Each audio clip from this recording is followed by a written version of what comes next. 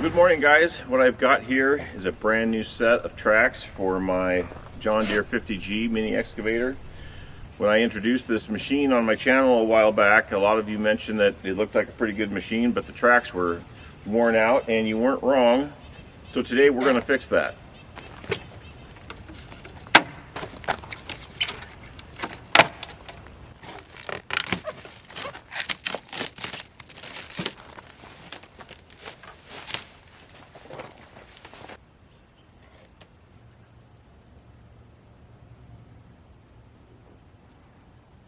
Now, a good set of rubber tracks isn't necessarily a traction issue. That's part of it, but when your rubber tracks are worn out, it causes a lot of vibration in the machine. Eventually the steel cables that are in these tracks will start to stretch and wear out, and you'll start throwing tracks all the time. And just like tires on a car, a cheap set of tracks will not last you very long. These were almost $2,800, but I think the difference is going to be huge. It's going to be a lot better for the machine. And while I have these old tracks off, I'm going to check all the rollers, make sure everything's good there. Probably going to change the fluid in the final drives, and just kind of put eyes on the undercarriage and make sure that everything is as it should be.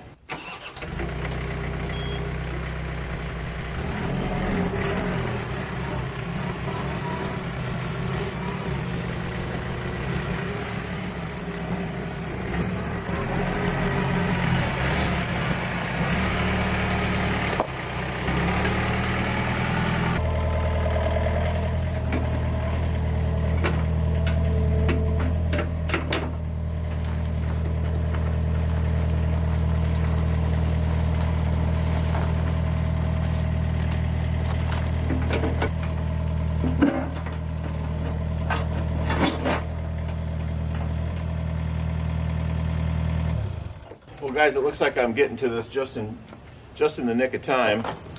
I was just about to have a flat. That was close. Now, for those of you watching that aren't familiar with the undercarriage of a mini hoe or an excavator in general, inside here is a grease fitting. You pump up that grease fitting to expand a cylinder that pushes on this front idler, and that's what keeps tension on the tracks. To release it, there's a large bolt that I'll undo. That'll let the grease out. I'll push on the idler wheel with either my tractor or the excavator itself, and that'll give me the slack to be able to remove this pretty simply.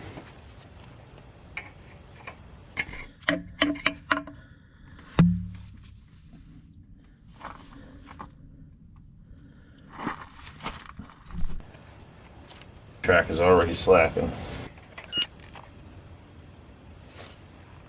In my 30 years of excavation, I've never actually replaced a set of tracks. I put them back on after they've fallen off 1,000 times, but this will be my first installation of brand new tracks.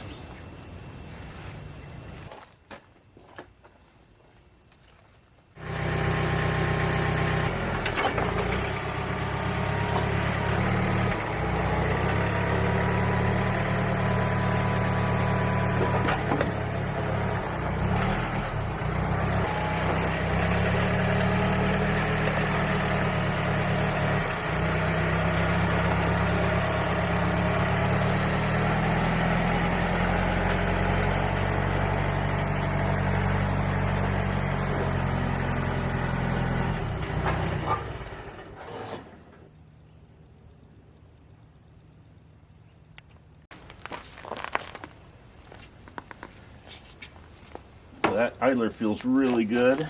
Roller's nice and solid. Well, everything feels really good, which is good because these rollers aren't serviceable. You just replace them when the time comes, so that's some money I don't have to spend. Now, inside this final drive is a planetary gear set that is in a bath of gear oil. I don't have any maintenance records for this machine. I just changed the motor oil last weekend, so I'm going to go ahead and drain and refill these. It'll be very cheap insurance. So I'm going to set this down so it's level, rotate it so that I can get one of these drain plugs at the bottom and go ahead and drain it. The sprocket looks good too.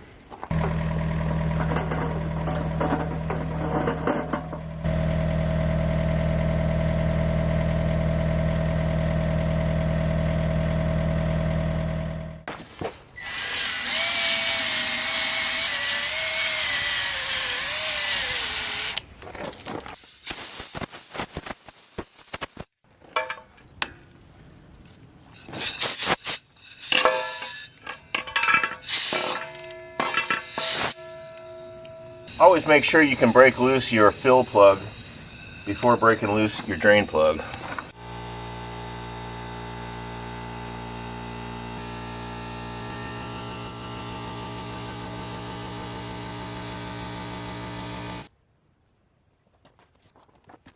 It doesn't look overly metallic, but it sure smells bad.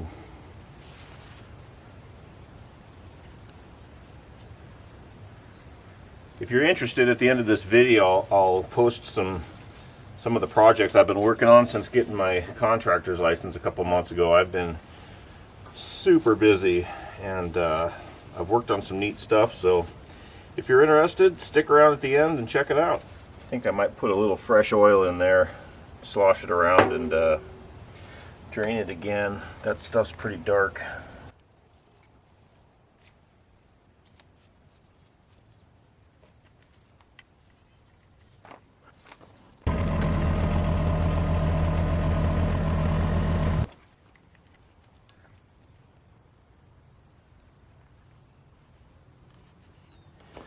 Well, that's been draining for about a half an hour while I ran to town to get some gear oil. I think I'm going to go ahead and put the plugs back in and fill it up. Alright, well, I got the final drive filled back up. The other side's draining right now, so I'm going to go ahead and start putting this track back on this side.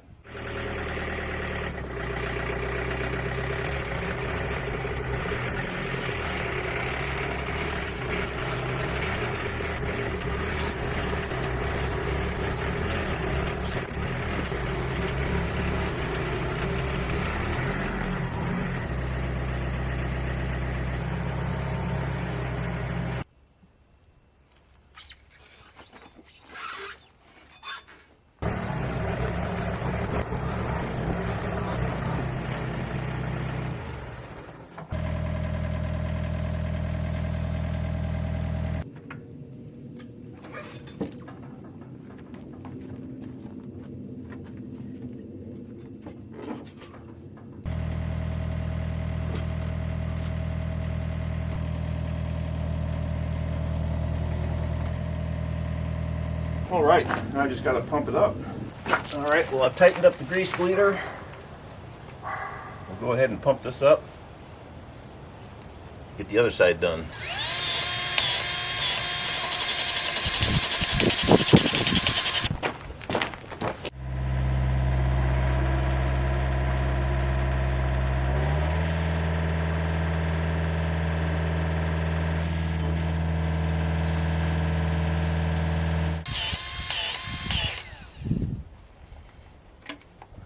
Now, there'll probably be quite a bit of initial stretch, so I'll check these again after about a tank of fuel.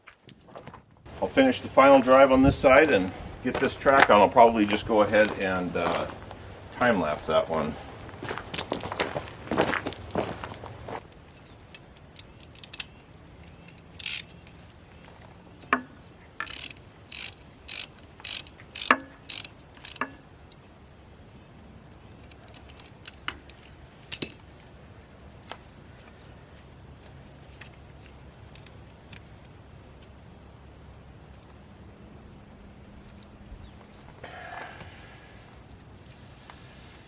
Well, everything is on. I'm going to feel a lot better about running this thing with that fresh oil in those final drives. That stuff was pretty nasty. And of course, the new tracks. So anyways, that's going to do it. I appreciate you watching, and I'm just kidding. Let's see how they work.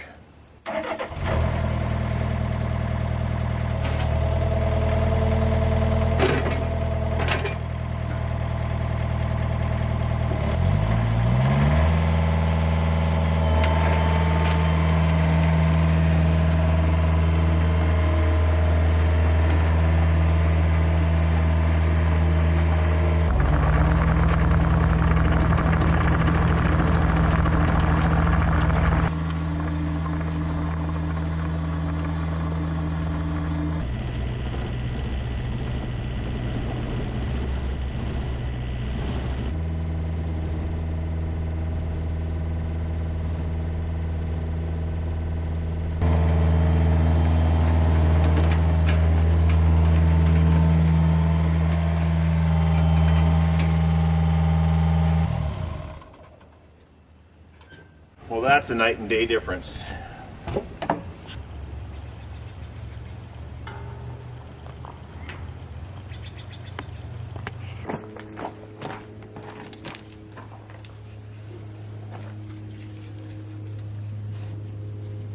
Well guys, that is going to do it for this video. Now, I've never been one to do one of those gimmicky giveaway deals to try and get subscribers, but I just hit 50,000 subscribers, so to celebrate, one lucky viewer is going to win my old set of tracks. Just comment below how badly you want them, and I will choose a winner at random, and I will tell you how to receive them.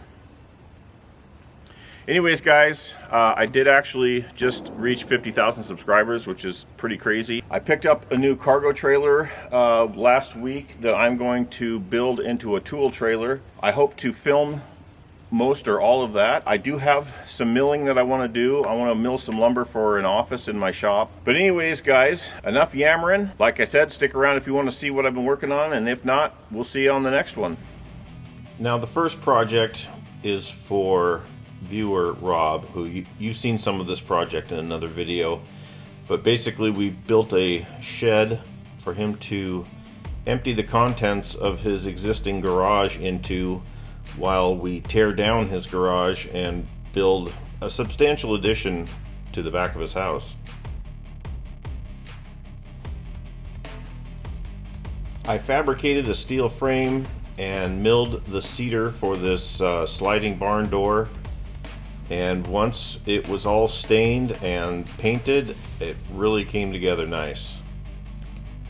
Next, it was time to tear down that garage.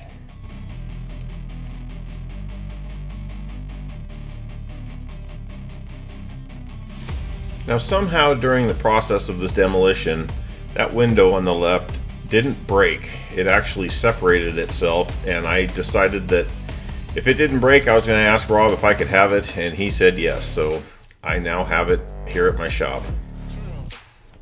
With the garage and main bedroom gone, I dug for the footings and prepped for the slab.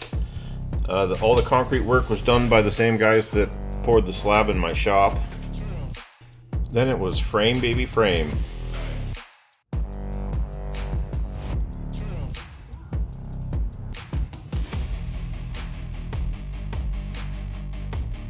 Then the trusses came, and the long ones are 55 feet long.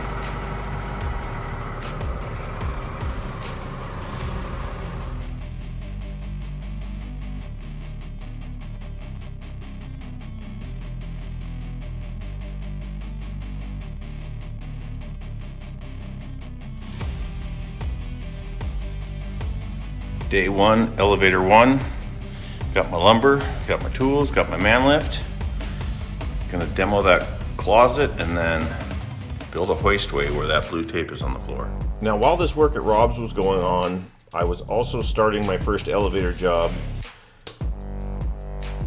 I installed a 2-level hoistway into a house, and then my buddy Dustin's company came in behind and installed a residential elevator.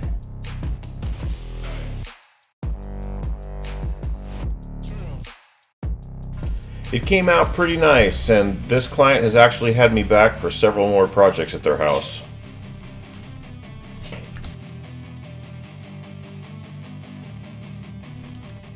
Folks, we got a mud mixer, and if you've never seen the mud mixer, look it up because it is awesome, and you are definitely going to be seeing it on this channel.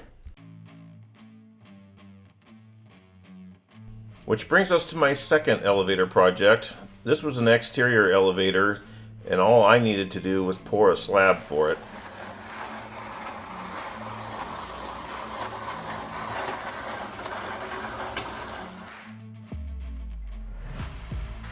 I'm actually headed back to this client's house in a few days to look at a bunch more work that he's got for me. And finally, Eric Wagner of Wagner Meters came out to interview me at the sawmill and discuss his moisture meters and how they help out a sawmill operation.